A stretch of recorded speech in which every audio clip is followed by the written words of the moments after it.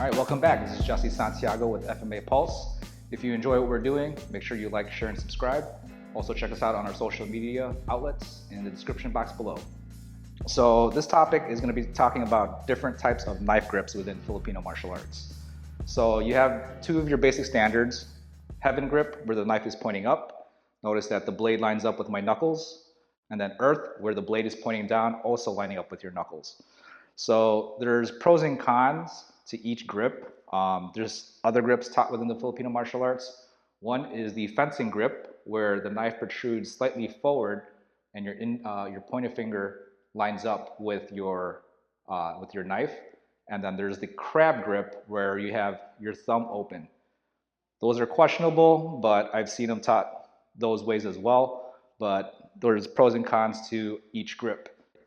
The pros about this grip is you're able to get more distance. So with this, from what I've been told, most people who fight with the knife pointing up is usually the quick and agile fighters. So they're usually trying to get in and out so that they're quick and jabbing in and out of where their target is. It's also good for slicing. The cons with this grip is also it's most likely you'll lose the weapon if the person goes for a disarm, or if you stab and he blocks, you're most likely to get disarmed from this grip. The earth grip, where the knife is pointing downward, is more secure and more powerful. The only con is lack of distance. So from here, with the standard heaven grip, notice that I could reach him from this distance without me extending my body. If I switch it to the earth grip, notice that I negate my distance, meaning I have to come in and commit to a stab or a slash. But most common attacks is going to be coming this way anyway from a downward motion. So those are the pros and cons of each one. Now with the two other grips, with the fencing grip, where I protrude my knife outward and my pointer finger lines up with my blade, I can actually get a little bit more distance. So even with your standard heaven grip, where you're having a tight grip on your knife, I can't reach him from this distance.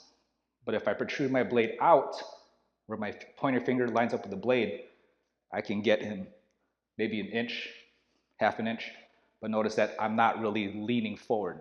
So it all depends on what you're trying to achieve. Now with the crab grip, this is good for what they say is for grabbing, controlling, and pinching, especially when you're trying to go for disarms or trying to manipulate your opponent. So for example, so from here, the crab grip, if I want to control this arm, I can go and I can pinch here, even though if he doesn't feel it, that can line me up for other things.